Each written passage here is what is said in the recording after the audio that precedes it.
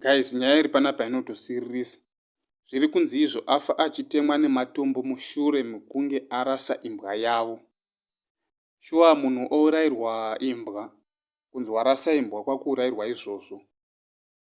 Guys, vamwe vanhu vari kutamba neupenyu hwevamwe. Nyaya yacho zvizere yakamira yakadai guys.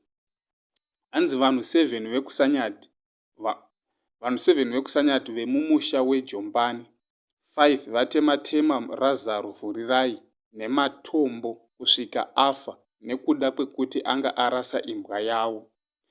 Isaiah Chitima 30, Tawanda Njanji 17, Gift Chitima 20 naHakilos Kudakwashe Njanji vasungwa uye ndokuendeswa kudare rekukadoma Major Street vachipomerwa mhosva yekuponda munhu. Vamira pamberi pemutongi anogara kukadoma vasingirai Mutiro. Havana kubvunzwa kuti vareverere mhosva yavo yekuponda uye vaiswa mutirongo. Zviri kunzi varume ava vakatora matombo namatanda avo avaishandisa kumurova vachiona kuti afa, vakatiza nenzira dzakasiyana. Mapurisa akabva atevera kwainge kwatiza nevanhu ndokubva vavabata ndokuvasunga.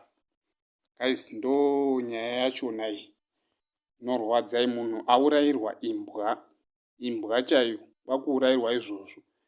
Vanhu kukoshesa imbwa kudarika munhu, kwakusvika pakutouraya munhu. Vamwe vanhu imhondi chaidzo guys. Saka ndo nyaya yandangoya nayo guys, ndichikutendai nesapoti yamuri kupa. Kana paine vatanga kutibata pano pathis channel, mongo subscribe guys nekubaya notification bell kuitira patinongo uploada latest video guys hamuzodarikirwi. Thank you nesapoti yamuri kupa pathis channel.